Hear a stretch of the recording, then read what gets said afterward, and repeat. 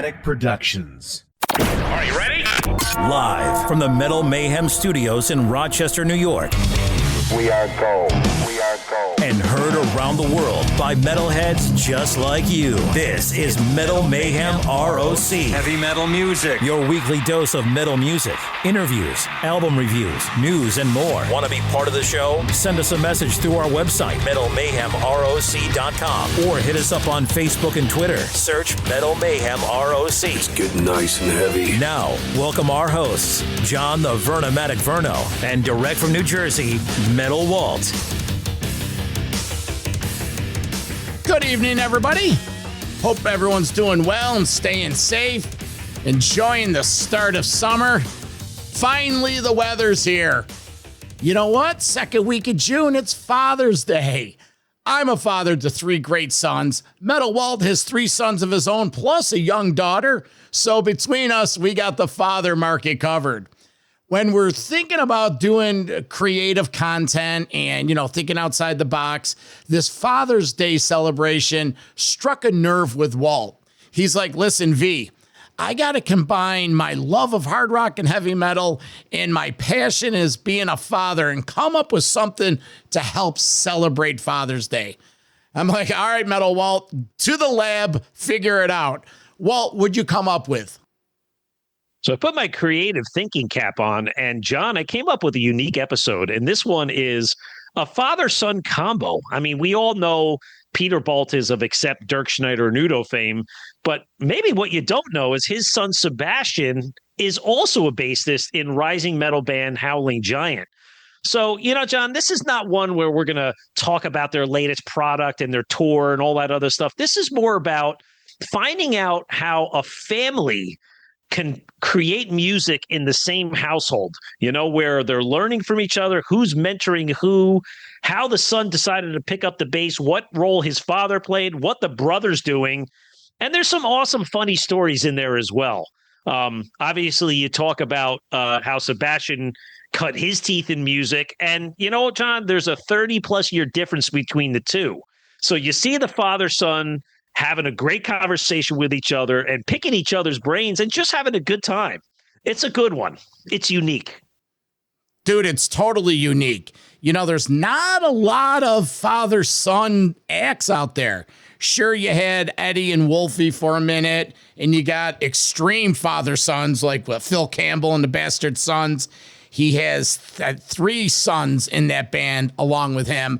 But you know what? There's not a lot out there. So Peter Baltes and Sebastian, both of these bands are working, and it's a great interview.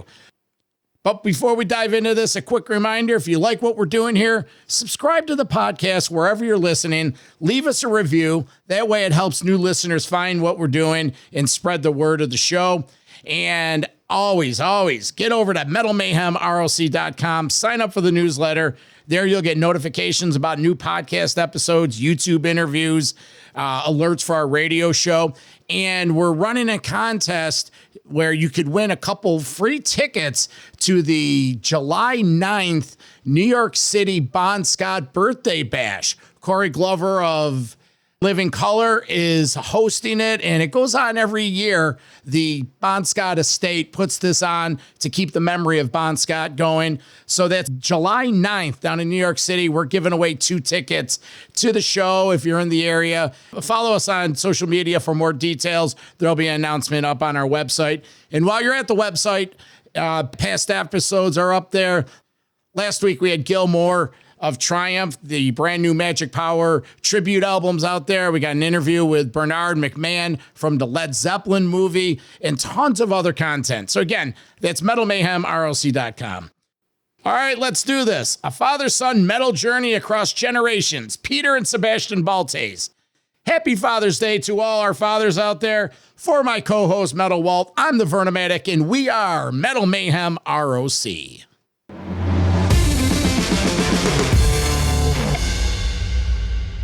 So today we welcome to the show an act of heavy metal bassists who happen to also be father and son. From Accept and U.D.O fame, Peter Baltes, and from Howling Giant, Sebastian Baltes. Guys, how are you? Hey, thanks for having us. This is great. This is unique content. We've never done anything like this before. I mean, we all know in the rock and roll world, there's a lot of sibling bands, different bands that have brothers and that kind of thing. But it was hard to find, let's say, a father and son duo. So, you know what? In celebration of Father's Day 2025, I thought it would be fun to kind of explore you guys both in your personal and professional relationships and musical journeys. So, Sebastian, maybe off the bat, what's the age difference between you and your dad? Oh, something about right now. 35 years. 35 years. All right. Okay, 35 years. So that's a big generation difference, and we'll get into that. So, hey, Peter, you come from the heydays of metal in the 70s and 80s, 40-something years in. I mean, quickly just take us through your career. You grew up in Germany. What have you been doing for the last 40 years? What are you doing now? Well, grew up in Germany, was 17, joined Accept. That ran for 40 years. In between, I did Don Dokken, great record with Mickey D and John Norum. In 18, I left Accept, and then I just started recording, worked on Mick Marcello album, did all kinds of stuff.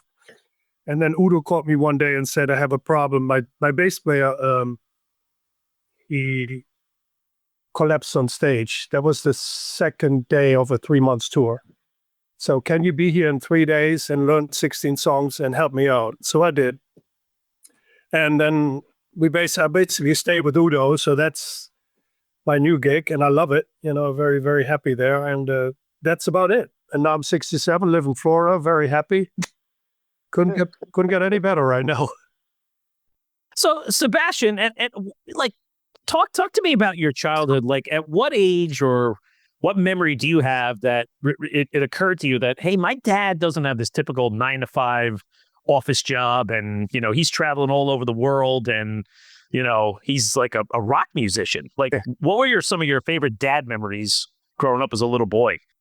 So it was different for me because when I was growing up, my dad was off the road, and so everything that I saw was just, very, very normal. I'm seeing this guy go out and mow the lawn, take the trash. But you out, always saw him in the stuff. studio.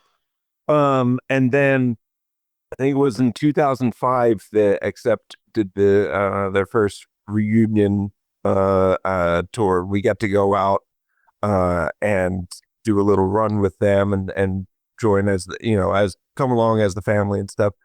And it was in Japan. It was the first time I ever saw my dad perform live, was over in Japan, which was crazy. And that was the moment that I was like, okay, this is some rock star stuff going on right now. This isn't just the normal dad stuff. So yeah. So that was probably when I was about 10 years old, something like that. Yeah. I remember that because it was a funny story. You were backstage and you were like all up in arms. Yeah, great. The third show, they're backstage, both on the floor sleeping. It was over then. It was over. Oh, okay, that's what he does. Yeah. Yep. After a few shows in, we're like, okay, we're tired now. Me and my brother would just go backstage and sleep. I mean, nothing like seeing your dad for the first time, not in the town you live in, but all the way across the other side of the world. But, Peter, do you recall the time when maybe Sebastian showed some interest in maybe toying around with being a musician and maybe picking up the bass? And were you the one that taught him eventually how to play bass? No, he became, for some reason, he really fell into AC/DC. He was Angus, basically. He did the lip. We actually book at home with all the pictures where Sebastian did the lip. Yeah, in the book. And he was just infatuated, and he had the SG, and it's just, that's what he was doing. And then my other son Zen started playing drums, so we were jamming in the basement. And then they had another friend, Kieran, so they had a little band going. And for some reason, I don't know why, Sebastian started playing bass. But I remember him when I wrote songs for Blood of the Nation. That was the first second generation Accept album, 2009. I was in my studio, and Sebastian was always sitting in the back on the couch with the guitar. So he was playing guitar. And if I was stuck with something, like I have a riff, I don't know where to go with this, he would come from the back, try this, Dad, try this. And I'm like, what are you saying back there? So I did, and it actually worked out well. So he played guitar at that time, and for some reason, I don't know when, Sebastian, you stopped picking up the bass. Yeah, so I picked up the bass. Sorry, I got our dog in the background right now, so if you hear him, apologizes about that. But trying to keep him quiet. But I started picking up the bass when it was after I came down to Nashville here. Jimmy, good Lord, this guy's a yapper. Hold on one second, y'all. Okay. All right. Sorry, guys. No, I started picking up the bass when I came down to Nashville. And I was joining a couple bands here, and Nashville is one of those places that like you could find a guitarist anywhere, you could find a singer anywhere. There's 10,000 of them, but everybody wants to be the guitar player and everybody wants to be a singer. Nobody wants to be the bass player. So when I was starting some bands out here, I kind of we were having a hard time finding a bass player, and so I just kind of, at the time I said it was as a joke, I picked the shortest straw, but I ended up taking up bass, and then just really ended up loving it. So what, Sebastian, I mean, again, it's cool that your dad shared that you kind of, maybe you're really interested in AC/DC and that kind of thing, but like, did the music of Accept and your dad's career, like, did that kind of shape you? Like, were you really into this as a kid when you were starting to form this idea that, hey, maybe I want to pursue music too? Were you like jamming out all those great albums from the 70s and 80s? Oh yeah. I mean, when I was first starting out on guitar, my dad started me out with, he basically sat me down and said, pulled up AC/DC Thunderstruck, and was just like, learn this, and so it was from that moment on I became probably one of the biggest AC/DC fans, and I just went through, I was constantly going through their entire discography, so every single album, I was just playing them nonstop, and I was probably annoying the hell out of my parents too. So, What was it like for you? Kind of, just as a proud dad, watching your child or both of your sons kind of, get involved too. It had to be a great feeling. Well, it was, because I recognized immediately the talent that Sebastian has by, it is a real talent when somebody can just hear something and play it. You know what I mean? I do the same thing. I hear it once and I can play it. So that, I knew that was a real gift. And, Zen had to really, he could lay down a really good groove and play it and stuff. Later on, he got older and he didn't want to do it anymore. And we were just, down in the basement. My wife was going nuts because the whole house was shaking. Because it was so loud. But to me, it was like, because they started forming a band and they were always rehearsing, and that's what we did. It kept us out of trouble, because you have no time for nonsense or getting into trouble or drugs or anything crazy, because you're always with the same guys rehearsing. And then when they started writing songs and they played at the school thing, you did the Kiss thing at the school.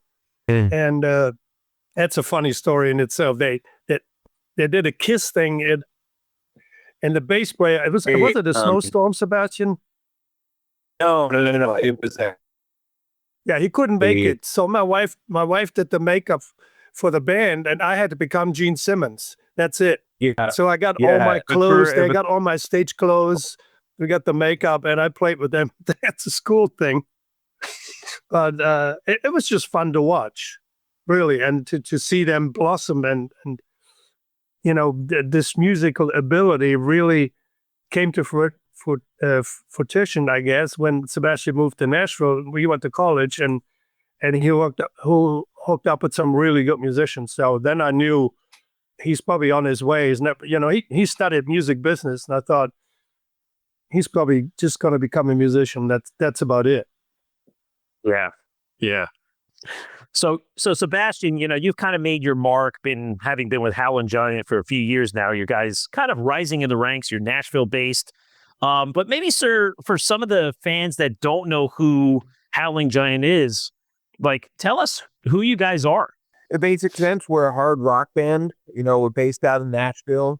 Play a lot of psychedelic, heavy riffs, and we write a lot about our D&D sessions. But we just try to bring the heaviness and bring the we always try to bring like a little bit of an energetic, happy feel rather than what a lot of metal bands aim towards the doom or like the kind of like sad or scary elements of metal. We try to aim towards the happy elements of metal. And that's what I feel is really part of our sound. And yeah, man, we just, we're all complete nerds writing about our D&D sessions and whatnot. And we just like to have a lot of fun with it. And I think that shows whenever we play live too. We're always just up there having a lot of fun, having a good time. And, that translates well to the crowd. Metal Mayhem ROC.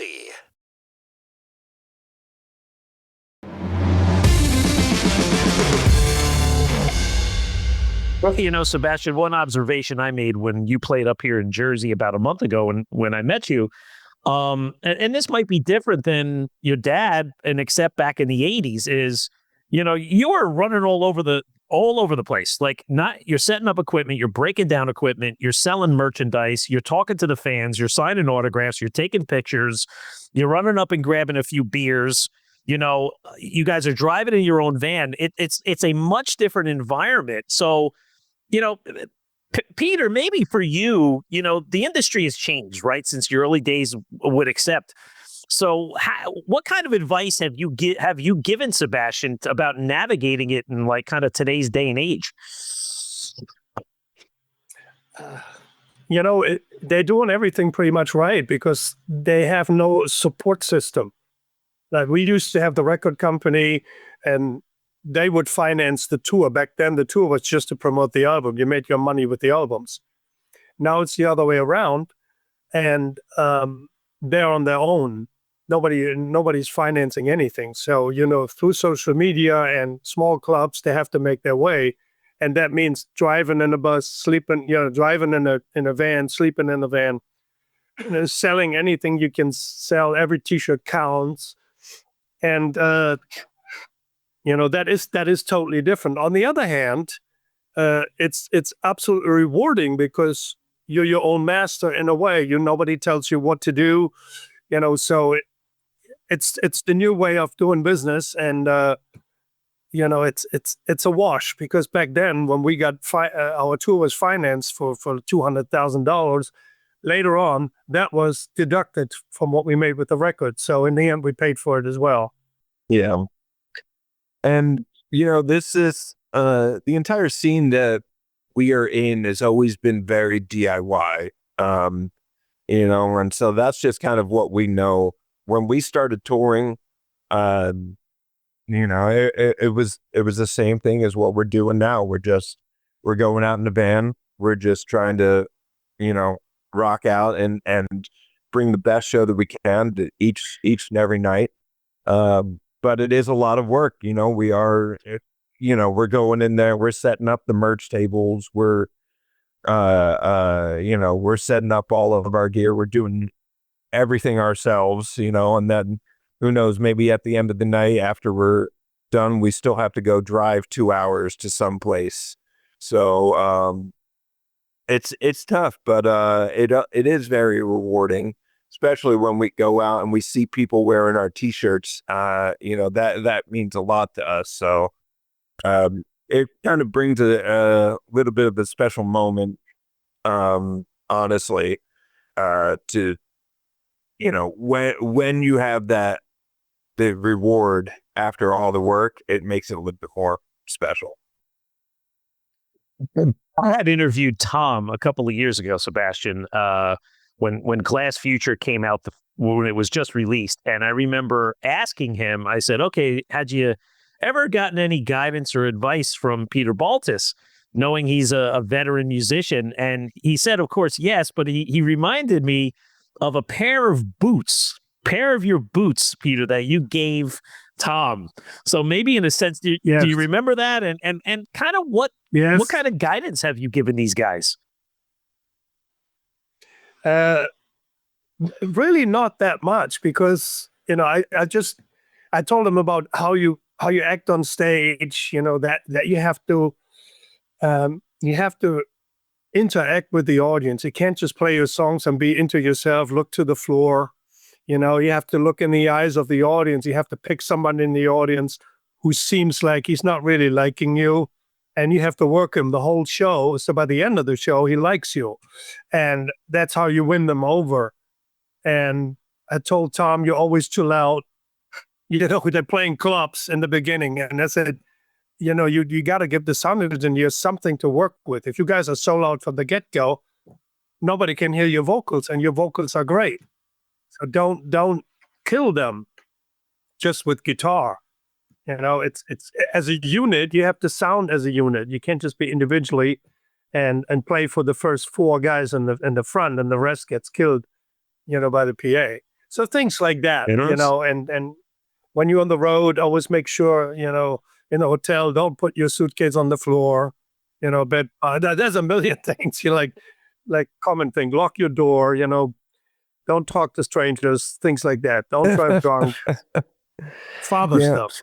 At least with the amps being too loud, we've kind of learned from that, and we've since been more open to turning down on stage. So yeah. Mm-hmm. Now, Sebastian, like for you, I guess it's a blessing and a curse, right? That your dad is a legendary heavy metal bass player. It's when you're talking to your fans, do they know who your dad is? Does it get is it exciting to hear that? Or is it like, oh God, I'm just trying to carve out my own identity here? What's that like for you? Oh, it's never a curse. It's always a blessing. And it's always so exciting. There are times where, people know who my dad is. There are times when they don't, and it's always exciting either way if I get to bring up the topic and tell somebody, but especially when I know if they're like more of a old school heavy metal fan, if I see him wearing a Judas Priest t-shirt or something like that, and I'm able to tell them that, I always just see it light up in their eyes like, whoa, he's from Accept. It's crazy. But every time, I mean, I don't really go out saying it, but people will find out and people will know. And then there are other people who don't know and just show up and are just enjoying the show. And so, it's never a burden or like a curse or anything like that. I always feel proud and I always feel excited to tell people. And I got the reverse when we do meet and greets, here and there, always somebody shows up in a Howling Giant shirt just to let me know that he knows Howling Giant. So that is kind of cool. So I always take a photo with him and send it to Sebastian. That's great stuff. It's Peter, I always say it's important. I'm going to be 55 years old next week, and I still love to go out and seek new metal bands, right? I love Accept and U.D.O and Priest and Maiden and Deep Purple and all the classics, right? But they're not going to be around forever.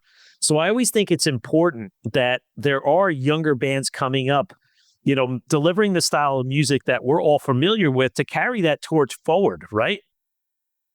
Absolutely, absolutely. And there is, my favorite band right now is called The Warning. They're three sisters from Monterrey, Mexico. So I remember that was last year, Wacken. I wasn't there. I watched it on TV in Germany. I was at Stefan House, my old drummer, and we watched Wacken, and Warning comes on. We had no idea who this is. And these girls absolutely killed it. They blew everybody away. And that was last year. From that moment until today, their career just shot all the way up. I mean, it's unbelievable. And it's just because they really deliver. They're good. They're young. They got their own style. They can play. And what a difference it makes to see a band that really, really can play. That is really, and has fun with it. That makes all the difference instead of just having to put on a show and you're not really caring. Here's just another show. So, that was, for me, that was like, good stuff still exists. So that's good. That's a hope. Yep. Absolutely. And I love The Warning as well. The new CD is fantastic. But in a general sense, there's so many great bands out there that are keeping heavy metal alive, and not just bringing a retro feel, but also bringing new ideas. I think Howling Giant is one of them, because you guys do have a unique sound. So, hey guys, when it comes to, let's say, your personal relationship as musicians, like, did you guys ever jam together, sit in a room, or maybe trade off techniques, or kind of give each other tips on your playing? Of course. I mean, all the time, not necessarily tips on the play. I mean, my dad would give me tips on my playing. I wouldn't dare, try to give him any tips. But no, there's been so many times where, I would just sit in our basement. I would have a guitar, he would have a guitar, and we'd just be jamming, trying to come up with ideas.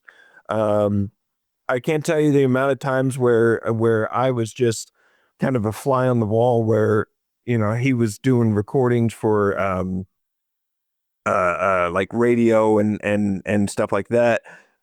And I would just kind of sit back there and watch everything that he was doing. And so, yeah, there's been so many times where we just kind of sat with each other and just jammed out. It's not always cranking the amps to 11, but yeah, plenty of times where we just kind of like hung out and jammed together and shared some riffs. So interesting thing is too, because I'm old school. So when I do something, riffs, whatever, they live in the old school sphere. So when I jam with Sebastian, he would do things where I'm like, I stopped for a minute because that is weird. But then I realized that was his version of what he feels, and it was so great for me. And I kind of adapted some of his playing in the end, because it was a little more progressive. I was more on the keeping it down and except bum bum bum bum bum. And Sebastian was a little bit out there, and I loved it. And I realized that I could, by listening to him, I can expand my horizon. And what a great thing that was, to realize back then.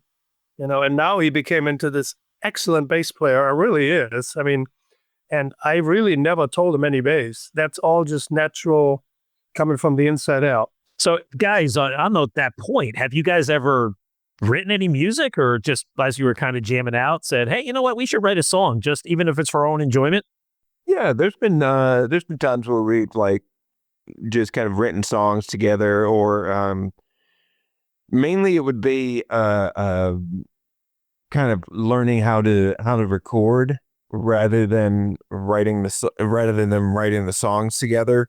It would a lot of times it would be like, oh, we have a riff, we have a couple things here. Let's take some time and actually learn how to get this stuff down, and how to use the actual software and stuff, which is really important.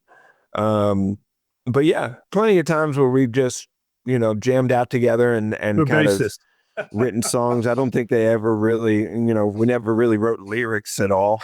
We're not really lyricists. We just kind of, bass, drums, and guitar. That's it. I'm going to put you guys on the spot here. Peter, what are your favorite Howling Giant songs? Do you have a favorite song or two that you say, this is my son? I love this one. I am, but I don't know the titles. I don't. But it was definitely on that first album you did.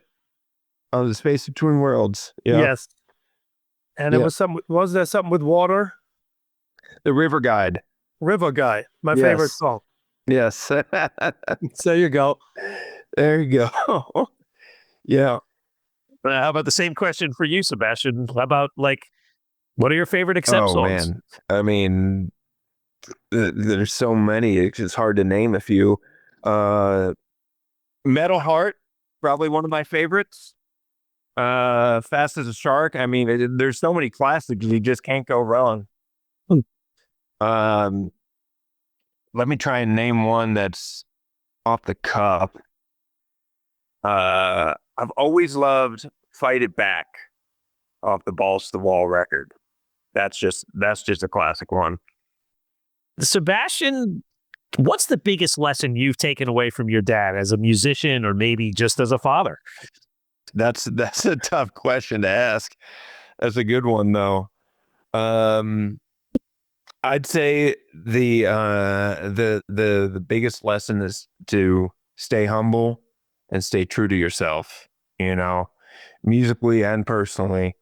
That's he's always set an example for that, both in music and outside of music. And that's one thing that I felt always kind of helped lead my dad toward success.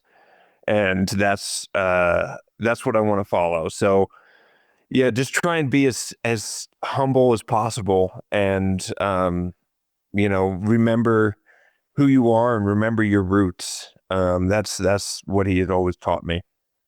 And Peter, for you, what have you learned watching your son grow up into his own artist? Well, just for the record, I never liked the rock, being a rock star. I always considered myself a musician, an artist, a musician, writing. And so that's where that humble comes from. And, Sebastian, the journey that he took and where he is now, what I like the most, that he made the bass such a prominent figure in their music, not just because he's so tall and stands there like a tower, but the bass lines are very, very cool. And in their music, it wouldn't work if the bass would just pedal along. It's not enough because they started out as a 3-piece. So the 3-piece, you're carrying a bigger load. And he did that wonderfully. And I was always amazed when I listened. I said, man, he really picks his spots.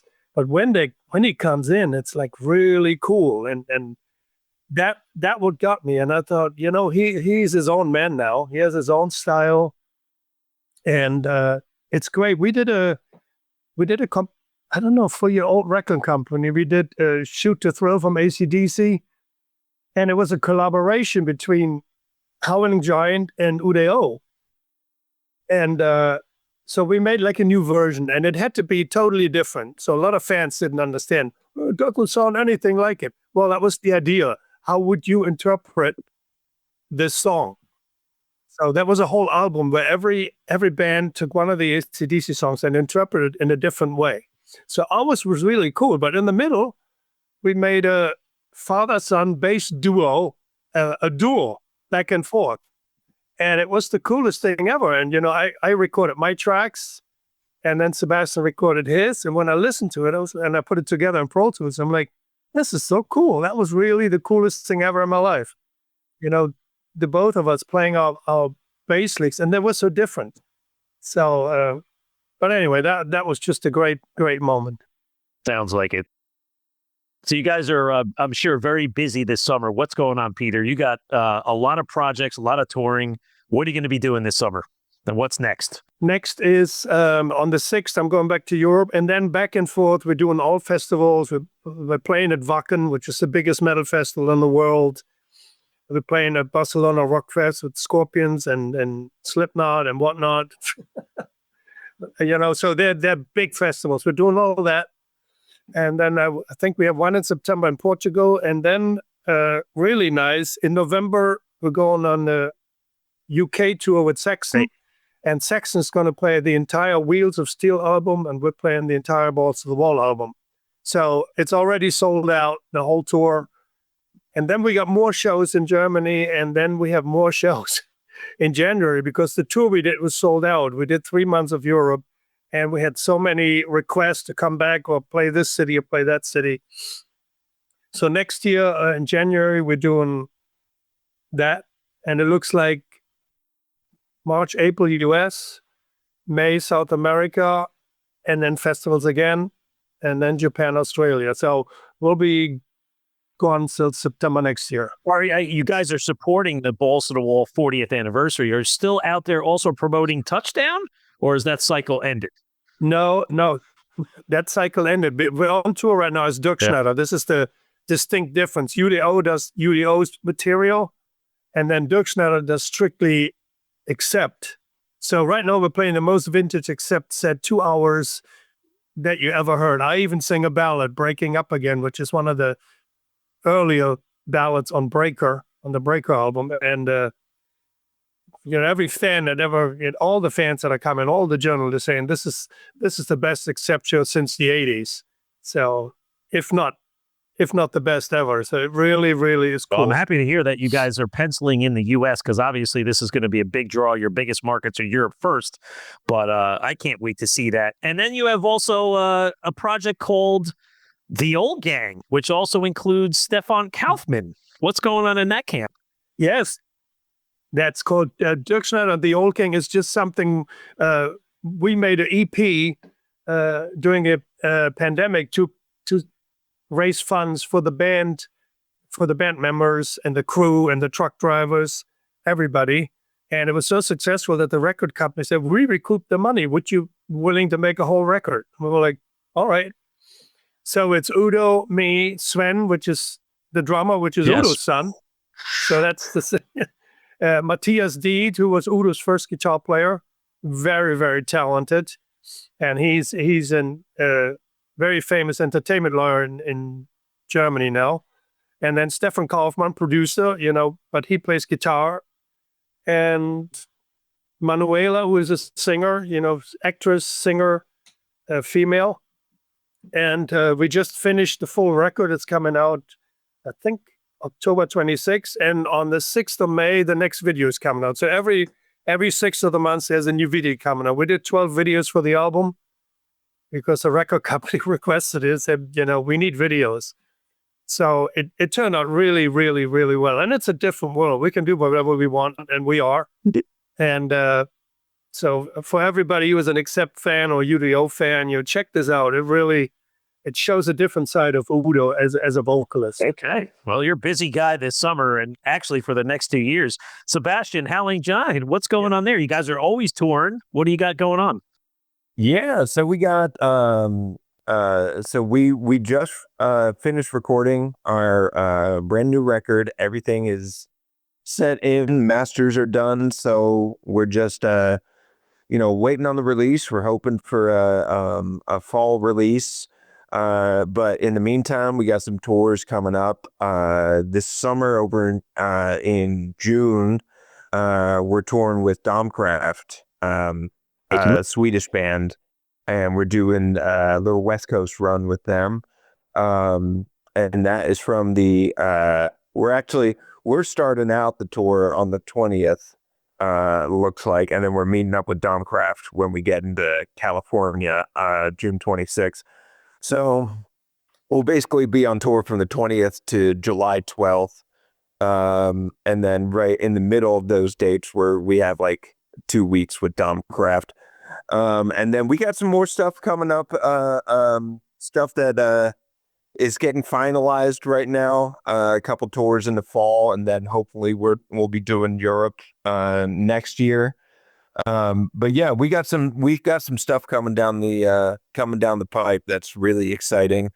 Hopefully once we are able to get the album release date official, then we'll have some more information. But as far as right now, yeah, we're looking for a fall release date, but then June again is just with Dom Craft over in the West Coast, which is going to be awesome, man. It's going to be kick-ass.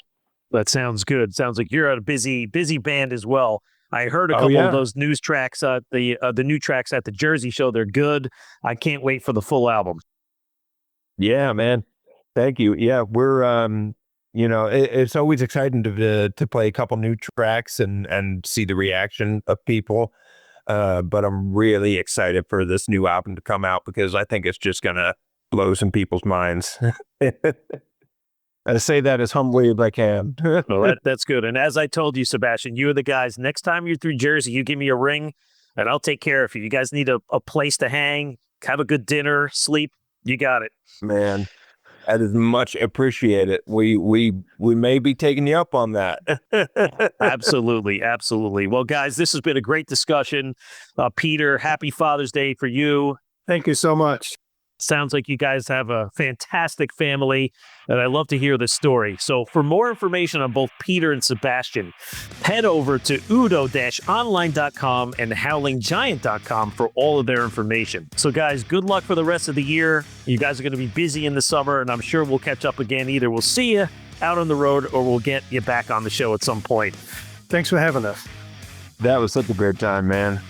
You're welcome, guys. That was fun. So today for our guests, Peter and Sebastian Baltes, I'm Metal Walt, and this is Metal Mayhem ROC.